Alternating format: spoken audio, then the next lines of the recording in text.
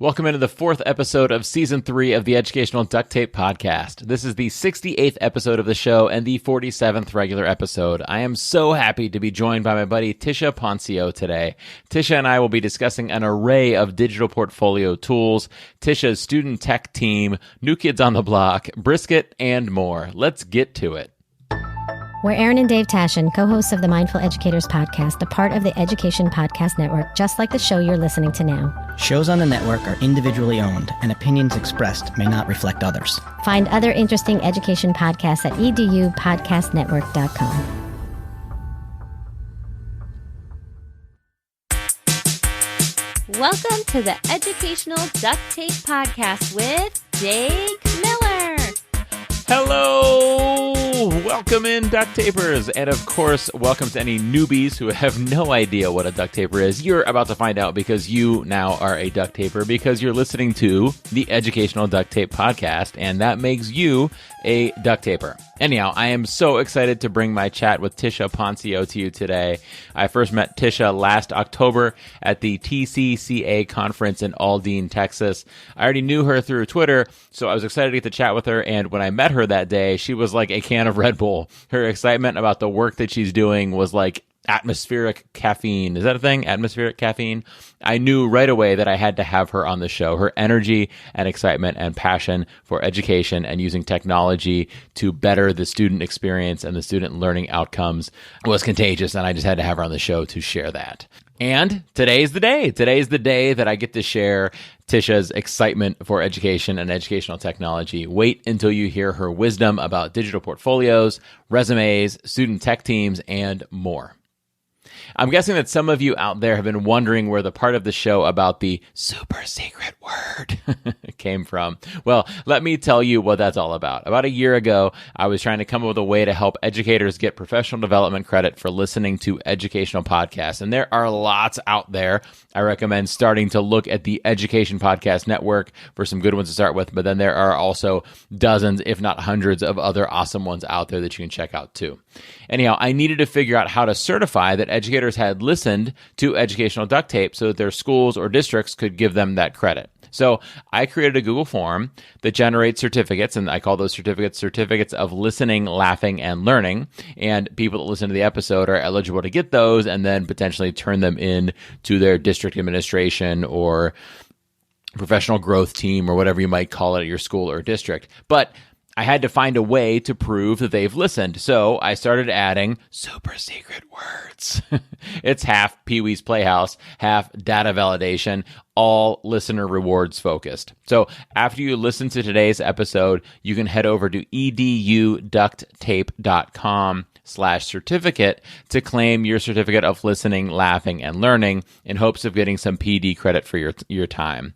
You'll just need the super secret word that I mentioned later in the episode. I can't guarantee that your school will accept the certificate, but if they don't, maybe tell those administrators that I'd like to challenge them to a game of rock, paper, scissors in your honor. Or, tell them to just remove the administrative stick from the administrative rear and accept the darn certificate. Okay, before I get carried away, Jake, calm it down. Mind your manners. Before I go too far, I'd like to share a little bit about my calendar with you. This October, I'll be a part of San Gabriel Valley Q, as well as Fall Q and the TCCA conference. October is going to be a busy month. I'll also, which I love, that's great news. I'm excited to be part of some of these learning opportunities. I'll also be running cohorts of my virtual course called Best Practices and Tools for Learning in All Settings, which is in partnership with Kent State University's Research Center for Educational Technology. You don't have to be, a Kent State grad student or be even in the Kent State University area. You could be from anywhere. It's just that university that is, such a big supporter of the work that I'm doing and I'm partnering with on this learning opportunity. So anyhow, there are 2 upcoming cohorts of that online course. They're open to anyone, anywhere in the world, and they'll take place in October and November. There's currently a September one going on, but too late to register for that one.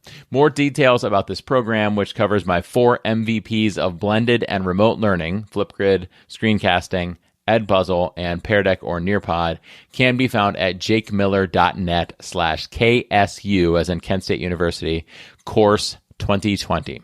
Okay, that link, as always, as with all the stuff we talk about in the show, is in the show notes. Okay, that does it. Here we go. Let's get started.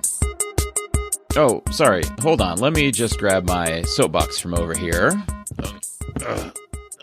Yeah. There we go. That's perfect. Climb up on there. The other day, I was walking 2 of my 3 kiddos back to the car after their soccer practice when Parker, my daughter, screamed out in pain.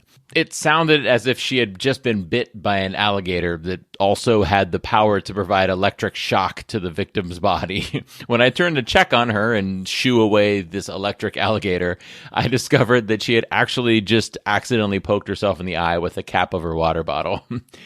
Before you ask rational questions like, how? Why? Or, huh? I'll just say she's 9. I don't know. I don't know how these things happen.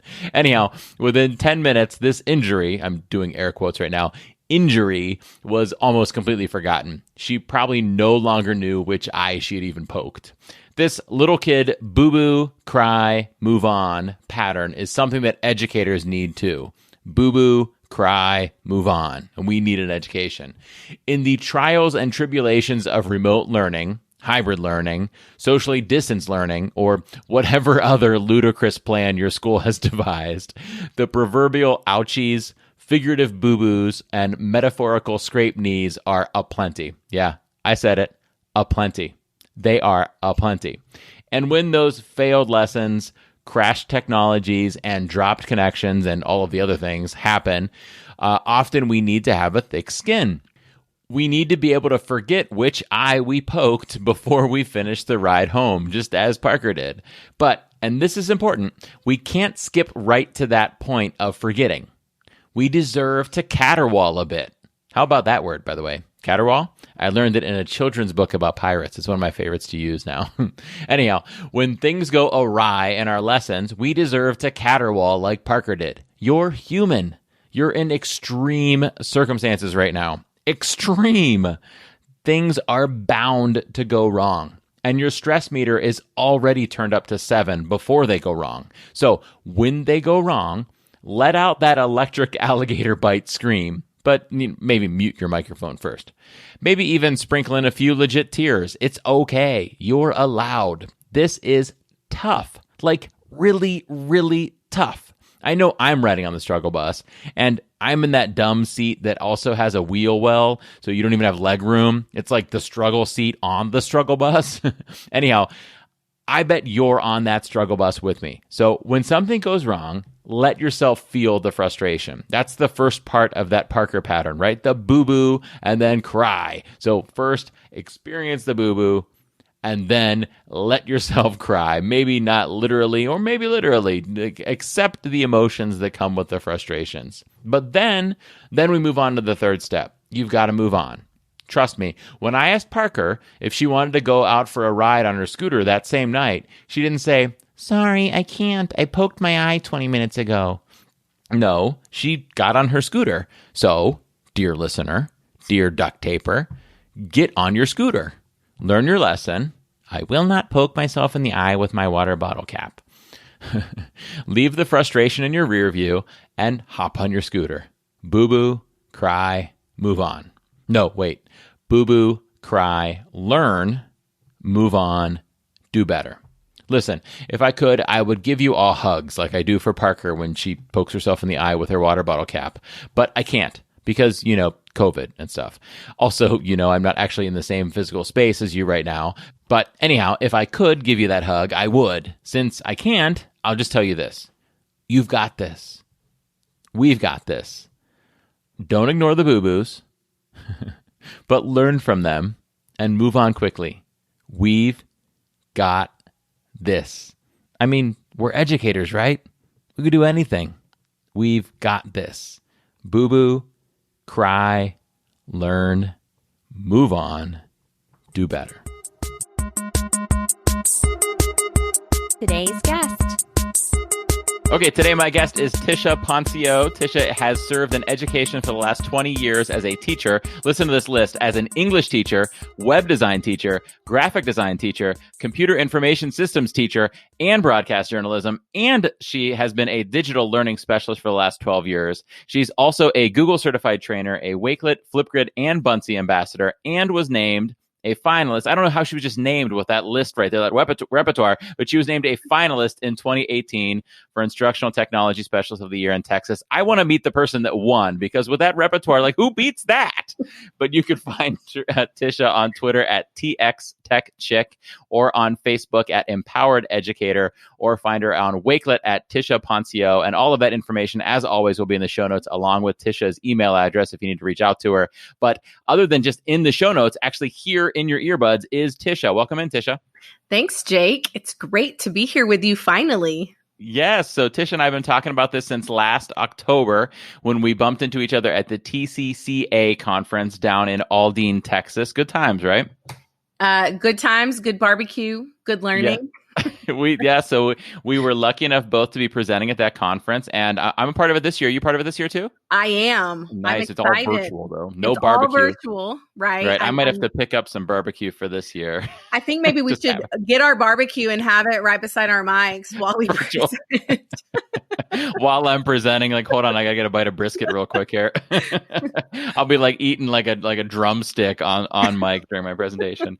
But yeah, last year it was in person, of course. Yes. And the night before they were setting up, and they were nice enough to welcome us in for some good quality barbecue down there. I remember that night. Good times. I miss the good old days, Tisha. Do you miss the good old days? Jake? The good old days were whenever we would actually go to conferences in person. Right. We would go eat dinner together and learn together in small, tiny rooms with lots of people. Yeah, I do miss the good old days for sure. I mean, like, that feeling, I can remember that day, like the day of the actual conference, like seeing you there, seeing Brian Smith there, right. Seeing Manny Curio there, seeing the ed tech, is it the ed tech guys that did the podcast live there, and like all these people, and Joe Marquez was there, and like, I miss it. I want to go back to a conference like that. I miss all my ed tech friends. I think that's been the hardest thing of 2020, is not being able to hang out with all of the people that I normally spend the whole year with. So I miss it too. But I'm glad to be here with you, Jake. Thanks for bringing me back up. I was going down. Could you feel me going down that roller coaster there, Tisha? That's what friends are for, Tisha. When I start to go like, guys, I'm so sad, you need Tisha to be like, Jake, you're cool. Everything's going to be fine. Everything's fine. We're fine. We're good. We're together. We're on a podcast. People are listening. Yes. We're happy. Yes. Don't get too sad, Jake. Exactly. Okay, so to make me a little bit more happy, Tisha, let's play a game. You ready for a game? I am ready for a game. Okay, we're going to play a game of 2 truths and 1 lie. 2 truths and 1 lie.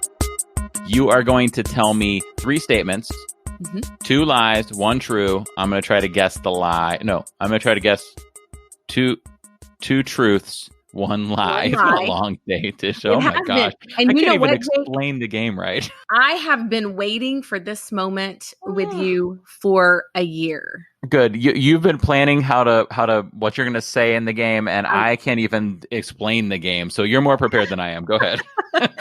Okay. So, all right. I hope everybody's ready. So, statement 1, I am personal friends with professional baseball player Derek Holland. Okay. Statement 2, I once found myself the only one in the elevator with the entire group of New Kids on the Block. What? Okay. And statement 3, I was an alternate for the cast of CBS's reality show Big Brother. What? Those are 3 pretty rad statements right there. I've got to be honest, I don't know who Derek Holland is, so I'm not blown away by that. My son would know. My son is like a baseball statistics buff. He'd be like, Dad, you know who Derek Holland is? Let's see. He played for the Texas Rangers when at 2013 timeframe. And then I'm trying to remember, he went, I don't know who he played for after that. A big name team, but obviously not big enough for me to remember.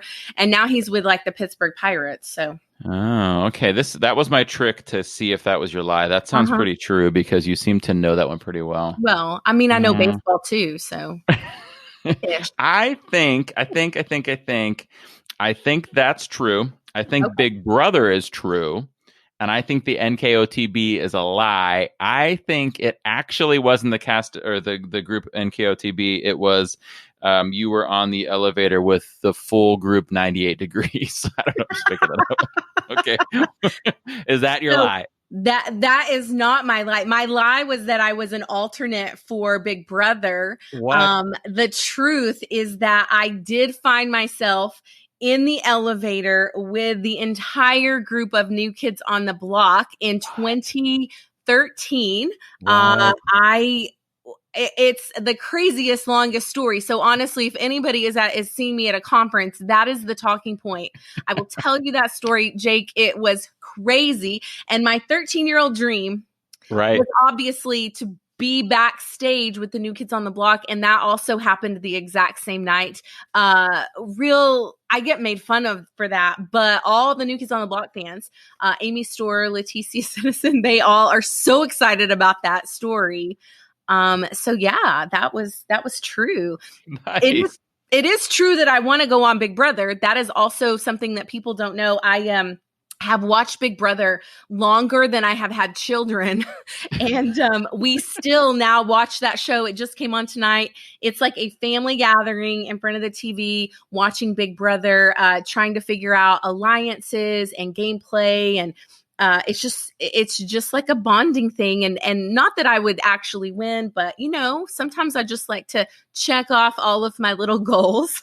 Right. The funny thing is you, 15 years ago or however long it was when the show first came out, you as a member of the Big Brother cast would probably be totally different from you now. Like now you'd be mothering all the contestants, right? Yes, I would. Yeah. You'd be like, honey, don't do that.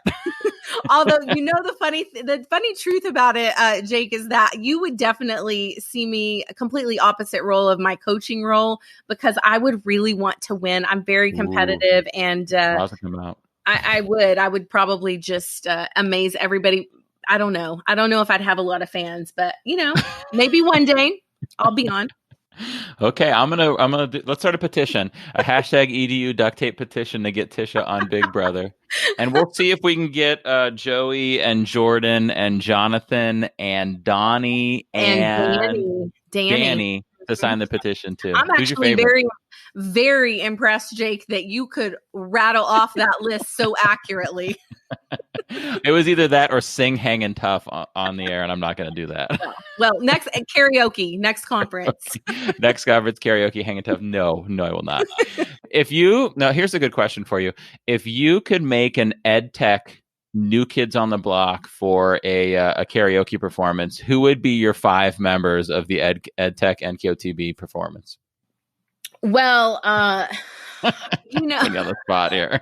That is, I think I'm gonna have to pull in like Claudio. We got Claudio. Okay. Zavala. We've got Brian Smith. Yeah. Oh man. I mean, they would probably be like the leads there. I would have to pull you in just because you asked the question. So I don't know how well you can sing. I can't. I'd lip sync. But yeah, absolutely. So that's 3.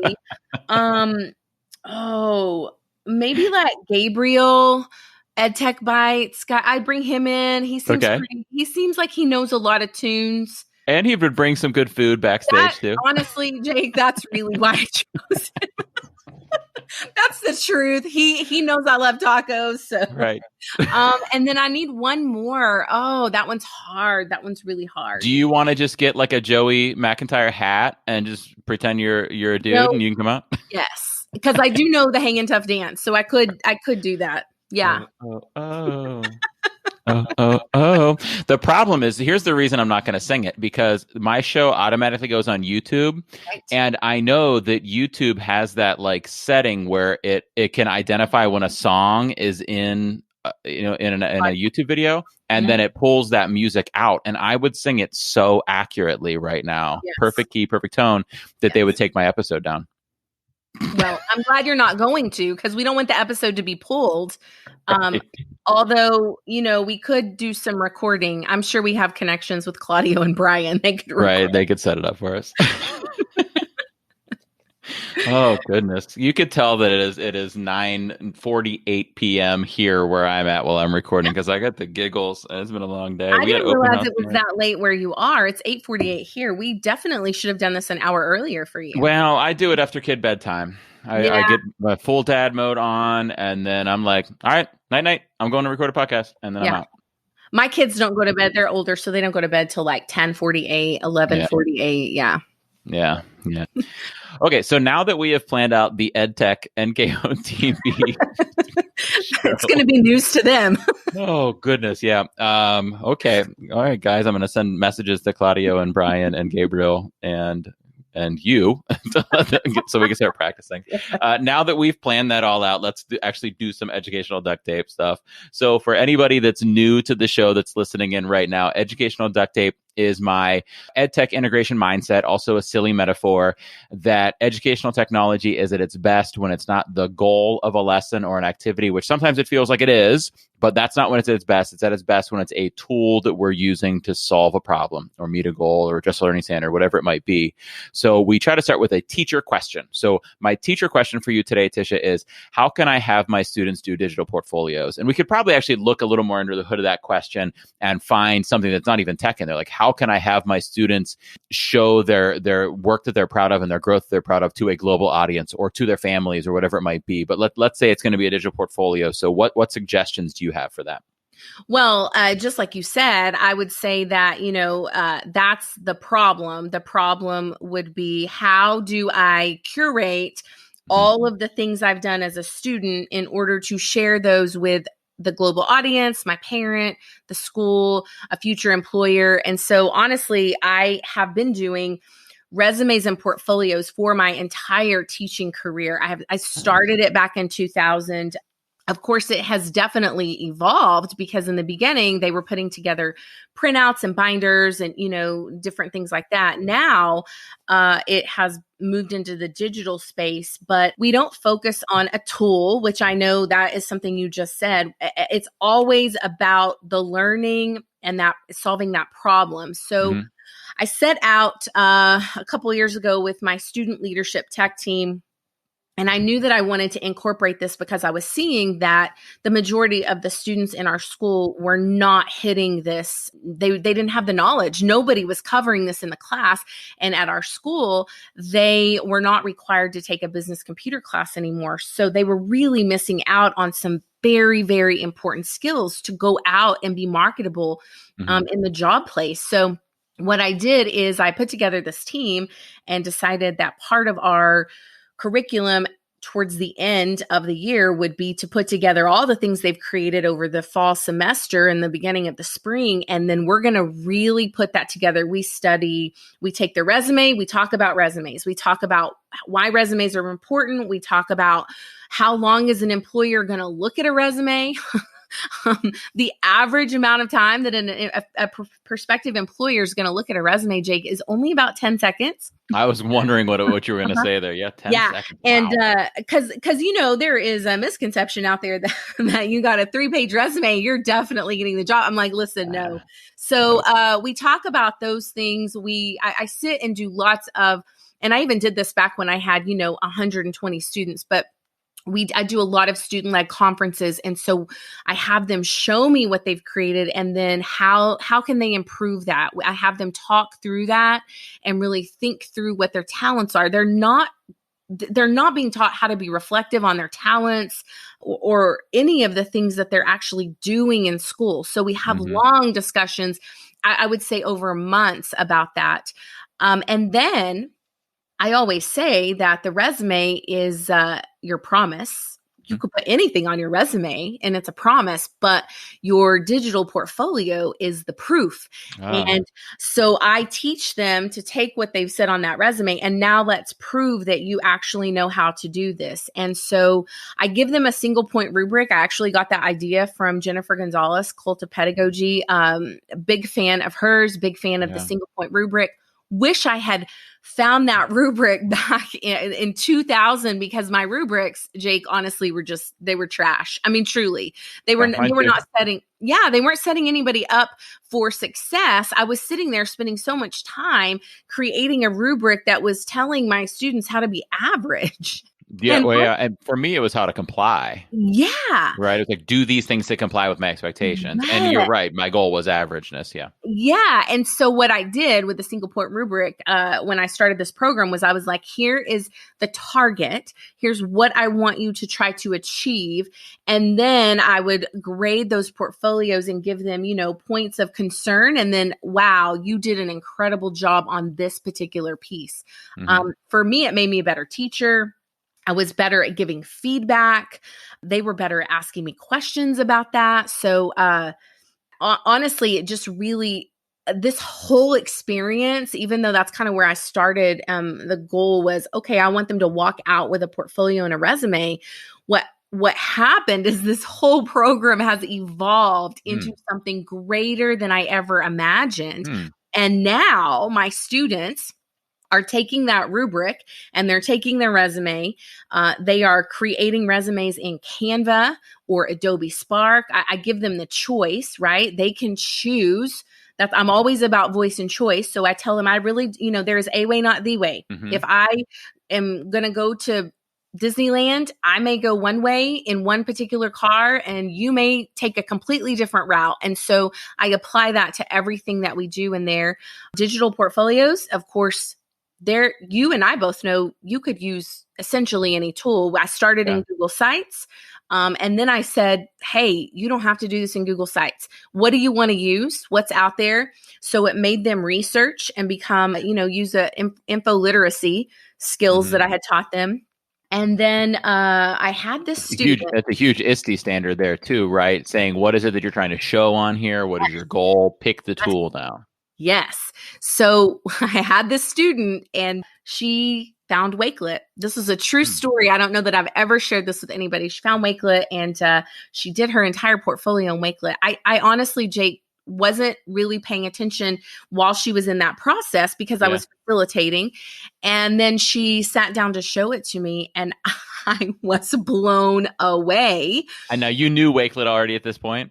Barely. I called myself I was like a newborn Wakelet user. Mm-hmm. I knew it existed and I knew that I probably should be playing around with it because it was going to benefit me and my teachers and my students. But you and I both know we don't always have time to play around and do that. So what happened is she had this incredible portfolio that it was jaw-dropping. And so I said, in our student-led conference, it is time for you to teach me how to do this. So then what happened is the script was flipped. She is now sitting beside me, showing me how she's put her digital portfolio together. And I just continued to follow her lead. Well, the incredible story about this particular student is that after she had that Wakelet created, she had a baking business that she had created while she was in class with me. She designed her business cards. She set up her Instagram account and I was letting her do these things because all of these things were real life application to what we were learning in class. And she put together a portfolio of all of her baking, like all of her cakes, all of her cupcakes. And when you see the growth, which is the goal of a portfolio, to see the growth from when she first started to this last summer when she went off to college, it is the most amazing thing to watch your students become so empowered by the things that they are learning about themselves while they're doing a resume and a portfolio. And so Wakelet showcases her portfolio pretty regularly. That's cool. And I got to give you credit there because you did in that experience, you showed the best teaching skill, which is that you didn't teach her anything. It sounds like you just taught her that she could, right? Yeah. That's all. That's what you taught her. I'm teaching you that this is that you can do this, right? So you created the environment for her to do it, and you gave her the confidence to do it, and then she did it, and she's going to learn more and grow more and be prouder from it because of that. And you were just, sitting shotgun watching her do all this stuff, right? Yeah. In amazement. I will tell you I've been in education 21 years. This is the beginning of my 21st year in education. And I have had the SWAT team for the last 4. And the last 4 years, I have ran the class in that exact same way. Mm-hmm. And to plant the seeds in your students, a lot of times I wasn't able to see anything develop. But with this class and the way I run it in that way, I am able to see the growth. Just today, I had a student leader fill out a student-led evaluation, and she's a second-year student, and she pulled up her evaluation, and it's digital now, and she's got links in there, and she's like, well, while you were busy talking to, for example, Jake, mm-hmm. Mr. Jake was in our room. I decided to create a Bunsy and showcase how frustrated I was by my iPad not working today. Yeah. And it's just kind of mind-blowing even for me that they have become so empowered, but that has always been my goal. Yeah. So tell us about the SWAT team. What does SWAT stand for? So SWAT stands for Students Who Advocate Technology, and they are a student leadership tech team. They we started off as just support for our administrators, teachers, and students with iPads, or we had Mac Airs a couple of years ago. They would learn how to set those devices up for the students and teachers. Then it evolved into now we're going to do content creation. We're going to create how-to videos. We're going to create graphics. We're going to put together a YouTube channel. We are going to run our own social media, which has all evolved. They all run themselves. And then we have a really special department called the Adopt a Teacher. We call it Educator Relations, but it's where each member adopts a teacher. And it is the most important department right now in 2020 because we are taking care of our teachers. It took me a little bit to get the teachers in the mindset that the students could teach them. And we continue to. And the teachers opt into that, like they don't all do it, like it's like a sign on to do it. Yes. So we support. And then they come to us. But the interesting thing is now the entire school knows that if Tisha Poncio is not available to support them, any SWAT member who they become level 1 and level 2 Google Educator certified so that they can support those teachers. Yeah, it really is the most incredible thing. They now have presented globally. They've presented with Wakelet. They've presented with Mary Alice Curran and DigSit. For DigSit Week, we're doing that again in October. They have presented at numerous conferences, virtually, in person. TCEA they've done, but they blow my mind, and I'm with them every day. So I just can't ask for a better experience, honestly, as an educator. It's empowering to me. Yeah. How cool is that? Then what grade? I don't know if I missed that. So usually it's 10th grade that come to me. They have a prerequisite before they come to me. Like they do a computer programming class or something in CIS, and then they come to me usually 10th grade. And what happens is they usually continue to come back until I kick them out when they graduate. So they stay with me those 3 years and definitely evolve. It's an incredible thing. I always invite people to come visit me. Obviously now with Corona, that isn't a thing, but it really is. It's incredible to watch, and I do it every day. So you'd think I'd get tired of it, but the truth is they energize me. Obviously, like you said, over there, it's 10:02, it's 9:02 here. And when I talk about them, it just really fills me up with so much passion because that is what I set out to do. The teaching, the classroom environment, the culture, the skills that they're taking with them on to college or career. And then it applies to their whole life. So you're not going to be able to go to sleep tonight. You're all amped up now. I'm so amped, Jake. You don't even know. I haven't had any coffee. I am like every time. This happens every time I talk about them. That's awesome. That's so cool. What a cool program. So that's a class period they taught that you teach. So that's not even you named like 7 different classes in your bio, and this is another one. This is something different in there.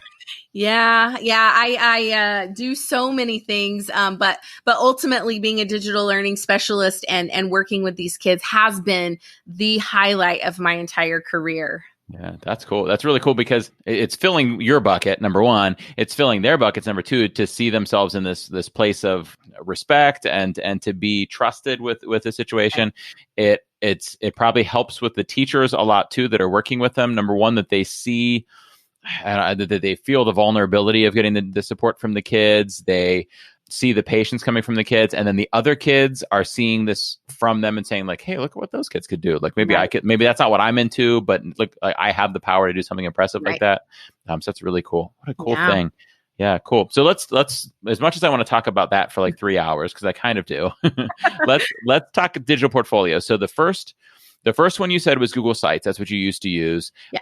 I think that's a great, the idea of a website tool in general is a great option. So you've got your Google Sites, you've got your Wix, Weebly, WordPress, and all of those have maybe not all of them. Most of them have educator versions. Right. So whichever one you kind of prefer. I love Google Sites for a Google school because it's just so easy to put your Google stuff onto your Google site. Right. Yeah. Okay. Yeah.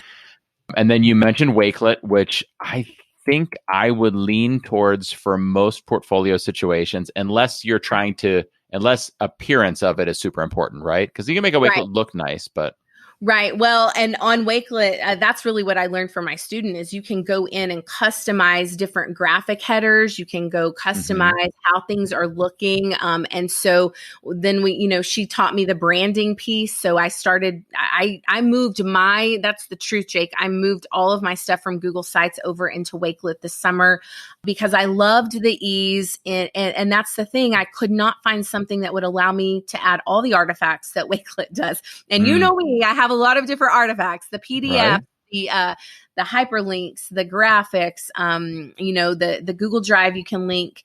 And so what happened, it was sort of a ripple effect. All of the students then started following suit. They might have been in Google Sites. They were using, some of them were using WordPress. Some of them I allow them to start in LinkedIn if they want to curate their things. But essentially what always happens is they love that Wakelet is just easy for them to use, and they can take that link and put it on business cards or in social media profiles because the Google Sites links are a little bit longer.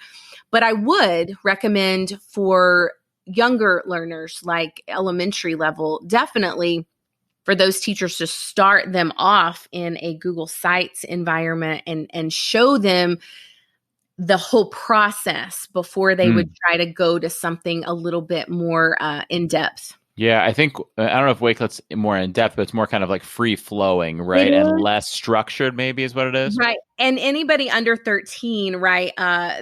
You want to be over 13 to sign up for an account. Yeah. Another tool that I've used that I think would work well for younger learners would be Buncee. I've looked into that. There are some templates over on Buncee.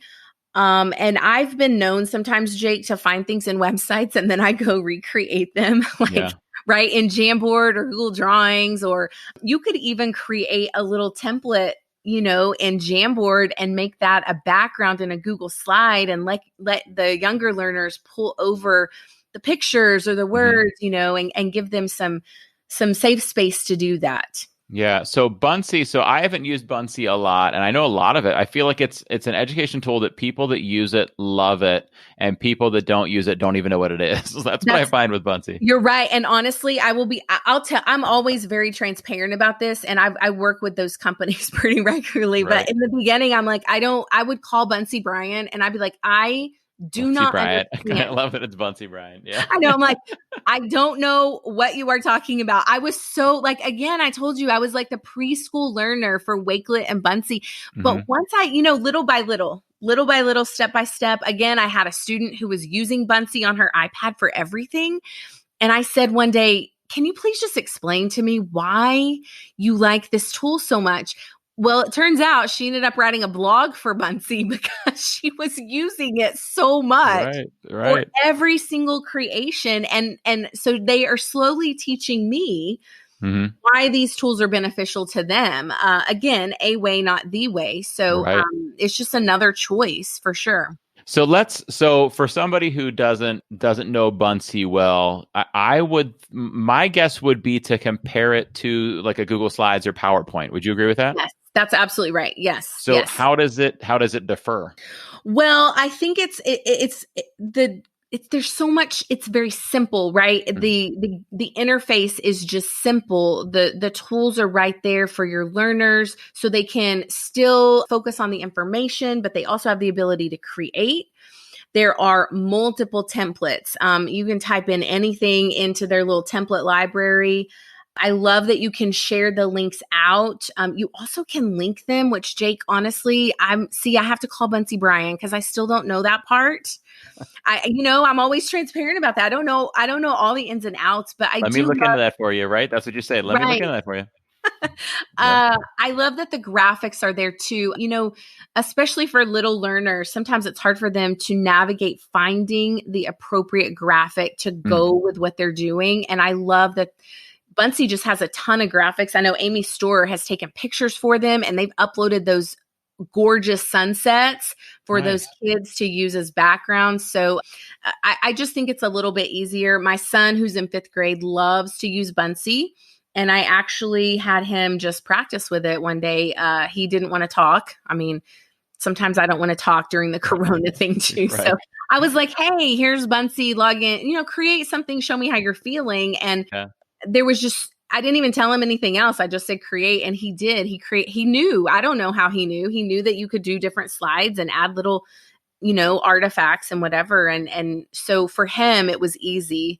And for my students, it's easy. For me, as I'm an older person, Jake. I know that's hard to believe, but I get real set in my ways and my learning style, right? So whenever somebody comes on and I read the part of their bio where they say how many years they've been in education, I'm like comparing and am I more or less? I mean, right. you got 2 years on me, so. Yeah, I was education years. I was such a baby when I started, and when I say 21 years, it really is unbelievable.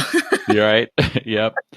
So as we think about these tools, I didn't have this framework in my mind before we started, but as we started talking through it, I'm kind of seeing a couple of different categories of options materializing. So if I'm a teacher and I'm like, okay, I want to start doing digital portfolios with my kids. By the way, I love when you said the resume is the promise, the digital portfolio is the proof. So if I want this system to prove what the kids have learned and how they've grown, I've got this one category of tools that's a website, right? Mm-hmm. So that's my Google Sites or Wix or Weebly, or I don't know what you'd use in the Microsoft platform that's like website-like. But regardless, whatever the website tool is, it fits your needs. And then there's this other column that's like a digital bulletin board kind of tool, right? So that's your Wakelet, which I like the Wakelet idea because it is, like you said, the most flexible tool that you could possibly use for digital portfolio. Like if you're a teacher and you're like, well, we do Google Slides and we do Flipgrid videos and we do Bunsies and we do all of these things, like Wakelet. Yes. Just use Wakelet, please. Yeah. But also Padlet, right, would be great for it too. Oh, yes. There's a comparable tool called WebJets that I don't hear a lot of people talk about, but is very similar. Okay. And then Google Jamboard. But Google Jamboard, super easy to use, but doesn't have as many, you can't add as many things into it. Right. Yes. And so then the next category is the kind of like presentation version, which is your Bunsy, your Google Slides, your PowerPoint, your Keynote, right? Exactly. Are you with me? You're exactly right. Yes. Yeah. And then another one that I got to throw in there is Microsoft Sway. And I haven't used it a lot because I'm not a Microsoftie, but have you played with it before? So I haven't. And I actually was going to say something about Sway because my friend John Bimmerly, he's a Microsoft guru, and I've heard them all talk about Sway. So I've signed up for my account, right? And I'm going through the little badges. I haven't gotten to the Sway module yet, but I do want to play around with Sway because I hear how great it is. Yeah, so it kind of like blurs the lines between slideshow, presentation tool, and website. So it's if you were doing it for digital portfolio, you'd set it up kind of the way you'd set up a website, like a Google site for digital portfolio, but it adds in these cool animations and slick effects and great graphic design. I don't really think it'd be the most powerful digital portfolio tool because like if you had a Bunsy and a Google Slides and a picture and a Flipgrid video, some of them would work better than others in Sway. Right. Whereas Wakelet, like you said, is all going to work in there. Yeah. Right? That's why I actually moved my own professional portfolio over to Wakelet. And that is what I use now because I can honestly, you want to know the truth, Jake? It's because I can update it from my phone. Yep. Yeah. Well, So- right.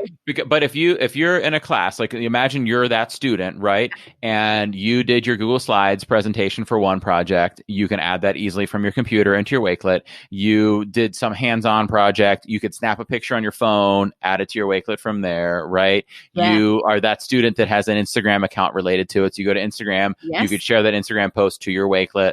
Like Yes. it's just really easy to pivot all those things in It there. is. You're absolutely right. The pivoting is just, it becomes so natural once you get out of preschool Wakelet like I did finally. Right. Because it is. I mean, it takes a while, but now I really pivot and do so many different things in there and kind of fluidly, which is what I like. I need it to be quick, easy, fast, and effective. You're right. So Today's super secret code is NKODB, as in the initials of the band that Tisha met in the elevator. New Kids on the Block. So the code is NKODB. Head to eduducttape.com/certificate and type in the super secret code NKODB to get your certificate of listening, laughing, and learning. And then I think the next tier of digital portfolio tools are kind of like the large scale ones, which are like if you're using them for almost like a whole school, right? And those would be like Bulb and Seesaw to me. Yes. Have you used either of those much? So I looked into Bulb. I haven't used it so much. I really didn't love it, so I didn't stick around for it a whole lot. But I know it has grown since I did that. That was like many years ago, maybe 4 or 5 years ago. Mm-hmm. Seesaw I did with my son during virtual learning in the spring. And Seesaw, honestly, I love Seesaw. I love it. If I could figure out a way to implement Seesaw with SWAT right now, I would make them do it. Yeah. So the thing with Seesaw is like you wouldn't go, like, you know how you said you like to give the kids a choice? Mm-hmm. Like I don't think you'd want Seesaw to be a choice because Seesaw is something that you're going to use for the whole class. Right. And people tend to think of it as being an elementary school tool, but I disagree with that. I think like you want to use it with your 10th graders and the whole class is going to use it, go for it. It's going to be awesome. Yes. Bunsey proved that to me with my own students is that even though something looks like it would be for elementary students, the truth is, and I used to say this all the time, my students in 10th, 11th, and 12th grade, they're really just first graders in bigger bodies, truly, because they love it. They just seem to, I don't know, it must rejuvenate something about their childlike spirit when they're using Seesaw or Bunsey. So of course, Jake, I'm not going to throw that on them now, but in the future, I may have some Seesaw going on in SWAT. Uh-oh.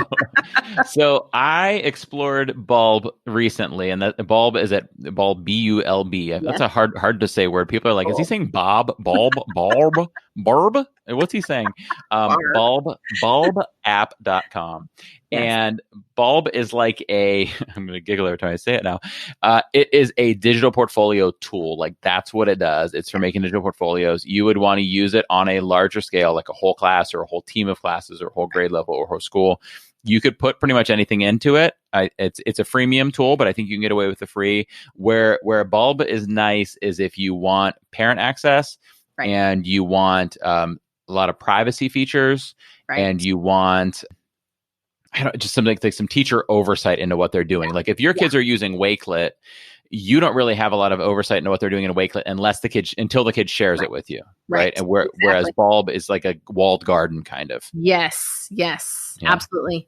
And there's different situations. Like that's not to say one's better than the other. It's just I like to be the guy who says like, here's the information about this one. Here's the information about this one. Think about what you're trying to do and what your situation is and pick the one that works for you. Absolutely. Because every classroom, every school, every teacher runs differently. That is sort of my approach with my teachers as a coach. Like, here are all these tools. You know your kids better. You know your classrooms better than I do. Choose the one that is going to fit what you're trying to do with them. So, Right. You are a wealth of knowledge, Tisha. Well, Jake, I've been around a long time. I think you had those extra 2 years of education on me. You are a wealth of knowledge. I wish you were a wealth of some of that Aldine, Texas barbecue and some brisket for me right now. I can go with a brisket sandwich. I had chicken salad for dinner. I wish it was brisket. It was okay. We had barbecue chicken. Now that was homemade. My husband is not anywhere near what you had in Aldine, but Right. I will tell you, the next time you can travel to Dallas, you just have to let me know and we will go out for barbecue. We'll bring Claudio because Claudio always knows where the great bands are. He just naturally knows. Yes. And so, Claudio and a bunch of us have gotten together in Dallas just to go to a Spasmatics concert. It's the most fun. So I am here for that. Yeah. I'm here for that. Yeah. So Claudio I don't know if we've scheduled the date for him to be on the show, or maybe I feel like Claudio and I have an interview scheduled. Yeah. And when he comes on, I'm going to have to ask him about Texas barbecue and Texas bands. And we're going to set up an itinerary for when the whole COVID thing goes away. Yes. And I can come back to Texas. Yes. Please. I know. All right, Tisha, I'm going downhill again. We should probably wrap this up before I spiral. Absolutely. All right, Tisha. Well, thank you for being on the show. I hope everybody is going to go follow Tisha on all the socials. All those links are in the show notes. You can ask her about her time with New Kids on the Block and all of that good stuff, and chat with her more about the SWAT team and the digital portfolios and the barbecue and all of those things. Thank you for being here today, Tisha. Thank you so much, Jake. It was my honor. It was a blast, Tisha. So much fun. Oh, so fun having Tisha on the show for this episode. I got to tell you, the night that I recorded that episode with Tisha, I was feeling utterly exhausted, stressed out from a long day of work. This teaching full virtual learning thing is really taking it out of me, and I was not feeling at the top of my game. And I considered saying, I just don't want to do this interview tonight and canceling. And then I was like, no, I don't want to miss out on the opportunity of having Tisha on the show. I don't want to risk not being able to reschedule it and not having her on for months or years until afterwards. I just got to do this.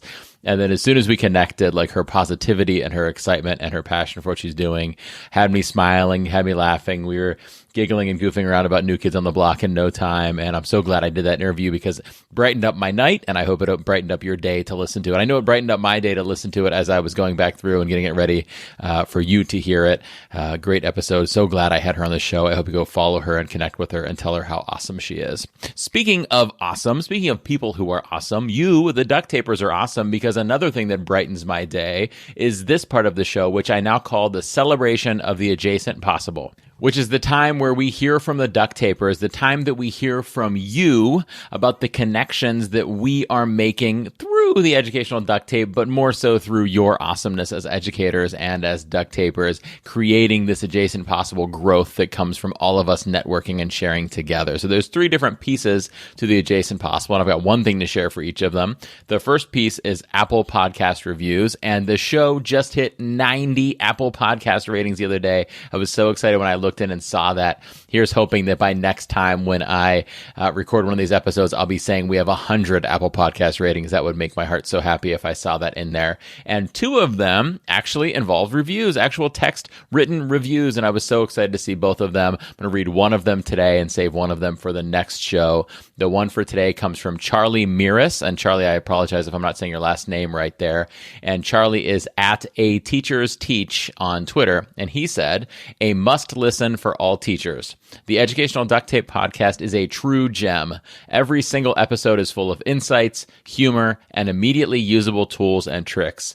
Because of the community that Jake Miller has formed through this podcast and his presence online, teachers across the globe are able to help each other. Thank you, Jake, for all you do." And thank you, Charlie, for that review. I really appreciate it. That really did brighten up my evening the other day when I was preparing everything that was going to be in this episode, kind of the way that Tisha brightened up my evening when I had the interview. Charlie's review brightened up my evening when I read that. So, Charlie, thank you so much for that. Your words are kind. And thank you to all of you people who have either rated the show or actually written a review for the show, because that is one of the things that helps other educators track it down and support them in their work with educational technology. So I really do appreciate it. Okay, so that's the first part of the celebration of the adjacent possible, which is Apple Podcast reviews. The second part of the celebration of the adjacent possible is hearing what's happening on the hashtag #EduDuctTape Twitter hashtag. And you guys were a little bit quiet the last fortnight since that Scott Noons episode came out. But my buddy Mel Vandevort came through at Mel Vandevort. This was her tweet after listening to the Scott Noons episode. She said, listen to #edu duct tape episode with Scott Noons while mowing the lawn. I now know the correct pronunciation of Scott's last name. But by the way, Mel, I did not know it myself either until setting up for the interview. And I was like, oh my gosh, Scott, I thought you were Nunez all along, or Nunez, but I never thought Noons. So now I know. Also, at Jake Miller Tech, this is back in Mel's voice here. Actually, this is probably not actually what Melinda's voice sounds like. I guess I don't know for sure. She does have a new podcast out. I probably should go listen to it so then I'll know if this is what her voice. Oh gosh, I'm rambling. But Melinda continued. She said, also at Jake Miller Tech, my first thought after hearing Clark, when Scott and I were talking about Lewis and Clark, was straight to Clark Griswold. Great minds, just saying. Yeah, I went straight there myself as well. And she finished it off, got some great ideas for people too. So thank you for that tweet, Melinda. Anytime you guys want to tweet some witty or fun or good takeaway or excited stuff on Twitter, I love hearing it. I love seeing it. And I love sharing it on the show too for other people to see it. All right, and the final piece of the celebration of the adjacent possible is hearing what's happening on the educational duct tape Flipgrid topic. I keep calling them Flipgrid grids, but I gotta call them topics now. Or I guess it's a group of topics. I don't even know. Flipgrid, you're messing with me with this new lingo. But next I've got to see what's happening on the educational duct tape Flipgrid group, I guess. I don't even know, guys. No new Flipgrids to show, which is feedback about the show, but I do have a question for the listeners, and I don't know a great answer for this one, so I'm going to lean on you guys to respond to our friend Jason Smith, who has a question for you, library media specialist. I'm especially looking at you, thinking maybe you have an answer here, but also people that are tech directors and technicians and manage tech hardware for districts and things like that might also have a good idea here. So tune into this, and then if you have a good idea for how he can handle it, you could either reach out to him on Twitter at Coach JM Smith, which will be in the show notes, or you go to the show notes, click on the link, and it'll take you to the Flipgrid grid, and you could record a response to him, which I will then also play on the episode in a few weeks so that everybody can hear your advice that you sent back to Jason. Okay, here we go, Jason's response. Hey, Jake. Jason Smith from Noblesville, Indiana here.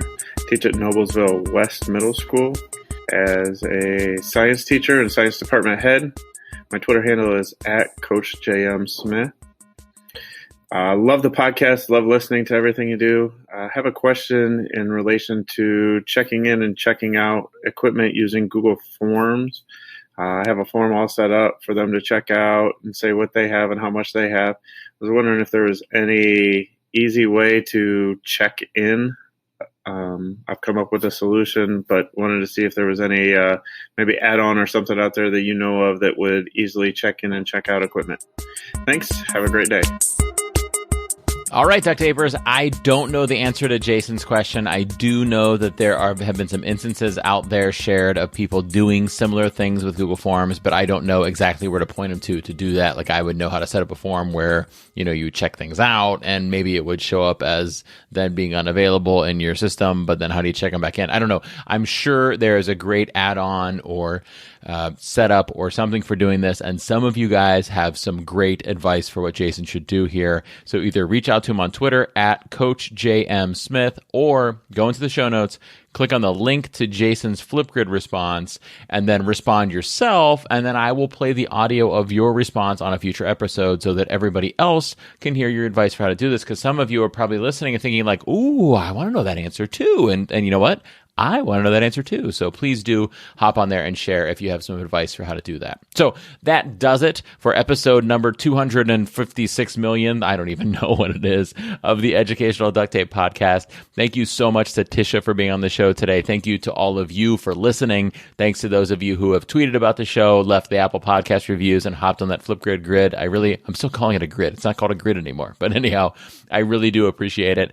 As always, thank you for what you're doing. I know this is probably the hardest year of your school career ever, and it probably will remain the hardest year as we go forward, and I appreciate you for doing it. As a parent, I am grateful to you, and as an educator myself, I am proud of you. Have a great day. Take some rest and keep doing great things for your students, and keep knowing that you are good enough. I appreciate you. Thank you, and I will see you in roughly a fortnight with another episode.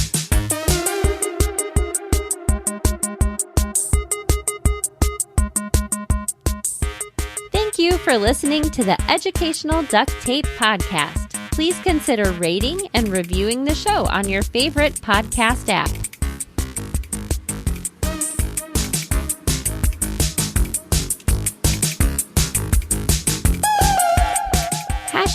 #EduDuctTape.